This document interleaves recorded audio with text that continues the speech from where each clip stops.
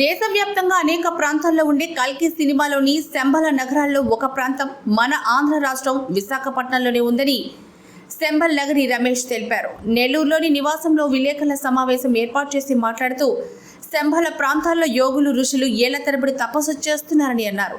ఆ ప్రాంతాలకు వెళ్తే యోగుల తపశక్తిని పొందవచ్చని అన్నారు.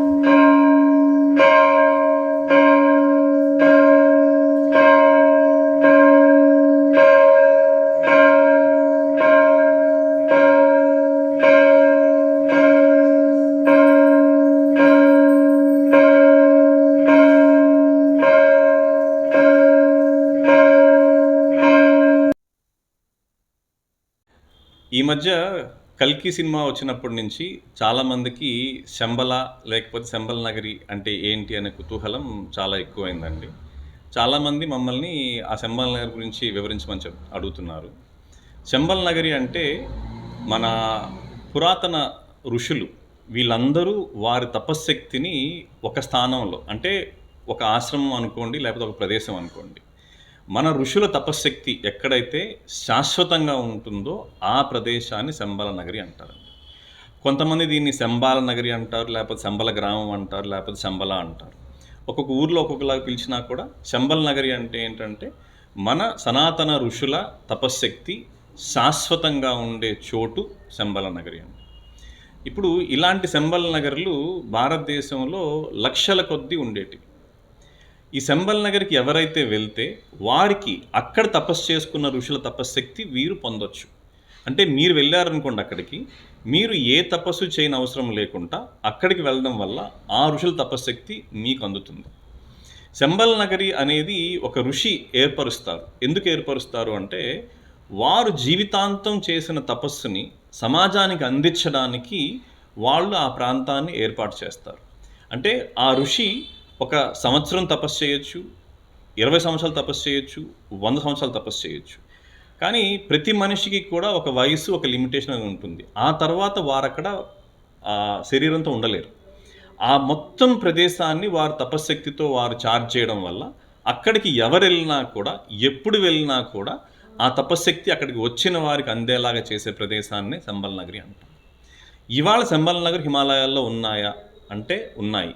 కానీ ఎక్కడ ఉన్నాయో మనకు తెలియదు. ఎందుకు తెలియదు అంటే ఎప్పుడో కొన్ని వేల సంవత్సరాల క్రితం ఒక ఋషి అక్కడ శంబల్ నగర్ ఏర్పాటు చేస్తే ఇవాళ ఆ ఋషి ఆశ్రమం కానీ అక్కడ ఆనవాళ్ళు కానీ ఏమీ లేవు కాబట్టి అక్కడ మనకు దొరకదు. కానీ ఎక్కడైతే శంబల్ నగర్ ఉండిందో అక్కడికి మనం వెళ్తే మనకు ఆ తపశక్తి అందుతుందా అంటే 100% మనకు అందుతుందండి. ఇప్పుడు ఈ ప్రోగ్రాం ద్వారా మీకు నేను చెప్పదలుచుకునేది ఏంటి అంటే మనం వెళ్ళగలిగే శంబల్ నగర్ ఒకటి ఉందండి. చాలా సులభంగా మనందరం వెళ్ళగలిగే శంబల్ నగర్ ఉంది. ఈ శంబల్ నగర్ ఎక్కడుంది అంటే వైజాగ్ దగ్గర, అంటే విశాఖపట్నం నుంచి అరకు వెళ్ళే దారిలో శృంగవరపు కోట అనే దగ్గర రాజీపేట అనే గ్రామంలో ఉందండి. శంబల నగరి అనే ఆశ్రమం ఉంది. అక్కడ ఒక గాయత్రి ఋషి నిత్యం అజ్ఞాతంగా తపస్సు చేస్తూ ఉంటారు. ఈ వీరు చాలాసార్లు హిమాలయాలకు వెళ్ళొచ్చారు. పోయిన 12 సంవత్సరాలుగా పూర్తి మౌనంలో ఉన్నారు. పోయిన 6 సంవత్సరాలుగా పూర్తి అజ్ఞాతం అంటే ఎవరికీ కనిపించకుండా వారి కుటీరంలో వారు తపస్సు చేసుకుంటూ ఉంటారు. వారి ఉద్దేశం ఏంటి అంటే ఆ ప్రదేశానికి ఎవరైతే వస్తారో వారికి వారి తపశ్శక్తి అందాలి అనే ఉద్దేశం వారికి.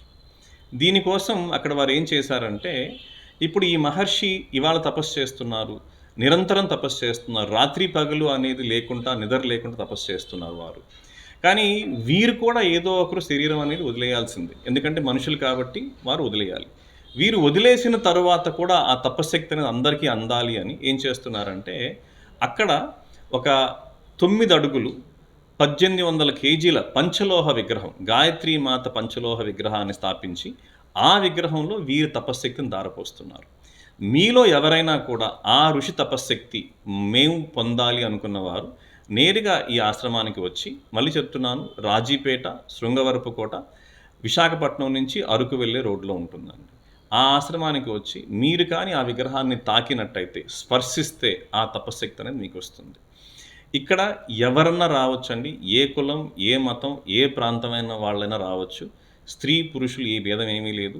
అందరూ గుడి లోపలికి వచ్చి అమ్మవారి విగ్రహాన్ని మీ స్వహస్తాలతో మీరు తాకొచ్చు. మీరు తాకి ఆ తపశక్తిని పొందొచ్చండి. ఋషులు తపశ్శక్తులు శంబల్ నగలు ఏర్పాటు చేశారో అందరూ ఋషులు అంటే 8 లక్షల పైగా మహర్షులు వారి తపశ్శక్తిని ఇక్కడ దారపోయడం జరిగిందండి. మీరు హిమాలయాల్లో అన్ని చోట్ల వెతుక్కుంటూ వెళ్ళేదానికన్నా సులభంగా దొరికే చోటు ఇది. ఇక్కడ మీ వైపు నుంచి ఏమీ ఆశించరు.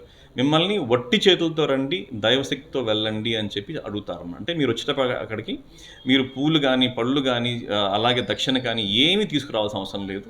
అక్కడ మీరు దైవశక్తి స్వీకరించి వెనక్కి రావడం అది చేయాల్సింది మీరు. ఈ శంబల్ నగర్లో పిల్లలు పుట్టని దంపతులకి ప్రతి పౌర్ణమి సంతాన ప్రాప్తిరస్తు అనే ఒక ప్రోగ్రాం ఉంటుందండి. ఆ ప్రోగ్రాము కూడా ఎవరన్నా రావచ్చు, అది కూడా ఉచితంగా జరిగే ప్రోగ్రాం. ఆ ప్రోగ్రాంలో పిల్లలు పుట్టని జంటలకి ఏమి చేస్తే పిల్లలు కలుగుతారు అనే ఒక యోగ విధానం వారికి నేర్పిస్తారు. ఇది పూర్తిగా ఉచితం అండి. దీనివల్ల చాలామందికి మేలు జరిగింది. ఇది టోటల్గా మెడిసిన్ ఫ్రీ, టోటల్గా కెమికల్ ఫ్రీ విధానం ఇది. అందుకని ఎవరికైనా కూడా ఇది పనిచేస్తుంది. మీకు తెలిసిన వాళ్ళు ఎవరన్నా అలాంటి వాళ్ళు ఉంటే వాళ్ళని ఇక్కడికి రమ్మని చెప్పండి. మా ఫోన్ నెంబర్లు ఈ వీడియో చివర మేము ఇస్తాము. అలాగే అక్కడికి వచ్చిన వాళ్ళకి ఒక శక్తిపీఠం అని అక్కడ ఏర్పాటు చేశామండి. చాలామంది సాధకులు ఉంటారు. మేము ధ్యానం చేయాలి అని, లేకపోతే మా కుండలిని పెరగాలి అనుకునే వాళ్ళు చాలామంది ఉంటారు. ఇలాంటి సాధకులకి ఈ శక్తిపీఠం అనేది చాలా ఉపయోగం అండి.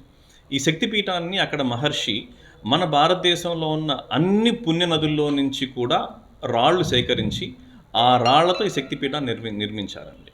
ఆ శక్తిపీఠం అనేది ఏ ఒక మతము లేకపోతే ఒక కులము ఒక దేవతా విగ్రహం ఆ షేప్లో ఉండదండి. కేవలం రాళ్ళలాగా ఉంటుంది. ఇప్పుడు మీరు చూడండి, మనకు గ్రామ దేవతలు అందరూ కూడా ఈ పోలేరమ్మ కావచ్చు, అంకాళమ్మ కావచ్చు, ఇంకోరు కావచ్చు, అందరూ కూడా ఏంటో చెట్టు కింద ఒక రాయిలాగా ఉంటారు. అంతేగా రాయికి రూపం ఏమి ఉండదు. ఈ శక్తిపీఠానికి కూడా అలాగే రూపం ఉండదు. ఎవరైనా అక్కడికి రావచ్చు, ఆ శక్తిపీఠాన్ని తాకితే మీలో ఉన్న కుండలిని శక్తి అనేది మీకు పెరుగుతుంది. ఇప్పుడు మీరు అడగొచ్చు, మేము వస్తామండి అక్కడికి, మాకు తపశ్శక్తి అందుతుంది, మాకు ఈ కుండలిని శక్తి పెరుగుతుంది, దానివల్ల మాకు లాభం ఏంటి అని. తపశ్శక్తి అనేది మీరు తపశ్శక్తి పొందడం వల్ల 2 లాభాలండి. 1 ఇహలోకంలో, 2 పరలోకంలో. అంటే ఇప్పుడు పెద్దవాళ్ళు ఎవరన్నా ఉన్నారు, వాళ్ళు ఏం చేస్తారంటే మాకు ముక్తి కావాలి అని వాళ్ళు కోరుకుంటుంది. ఏ మహర్షి, ఏ గాయత్రి తపస్వి అయినా కూడా మీకు ముక్తి ఇవ్వగలరు. వారు తపస్సు చేసుకొని వారి ముక్తికే కాకుండా సమాజ ముక్తి కోసం కూడా వాళ్ళు పాటుపడతారు అన్నమాట. ఇంకొకటి, మీరు అక్కడికి ఎప్పుడన్నా రావాలి అనుకుంటే మీరు ఆదివారాలు వస్తే మీకు మేలు. ఇంకా మీకు వీలైతే పౌర్ణమి రోజు మీరు రండి. వచ్చిన వాళ్ళకి అక్కడ ఉచిత భోజన సౌకర్యం కూడా ఉంటుంది. అక్కడ వసతి అనేది మాత్రం లేదండి. దగ్గర ఎస్కోట్ అనే ఊర్లో మీరు హోటల్స్ ఉంటాయి, అక్కడ మీరు ఉండొచ్చు.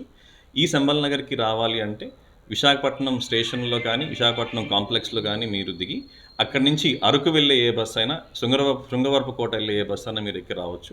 అక్కడి నుంచి ఒక 3 కిలోమీటర్ల ఆటో తీసుకుంటే మీకు ఈ శంబల్ నగర్ ఆశ్రమానికి మీరు రావచ్చండి.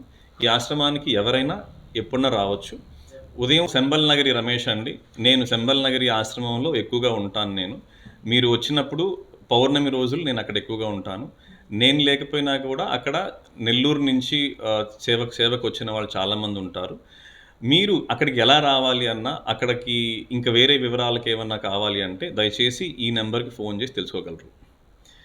7981223739. ఇంకొక నెంబర్ అండి 8317569703. మరెన్నో వీడియోల కోసం మా ఛానల్ ని సబ్స్క్రైబ్ చేసుకుని పక్కనే ఉన్న బెల్ ఐకాన్ ని క్లిక్ చేసి యాక్టివేట్ చేసుకోండి.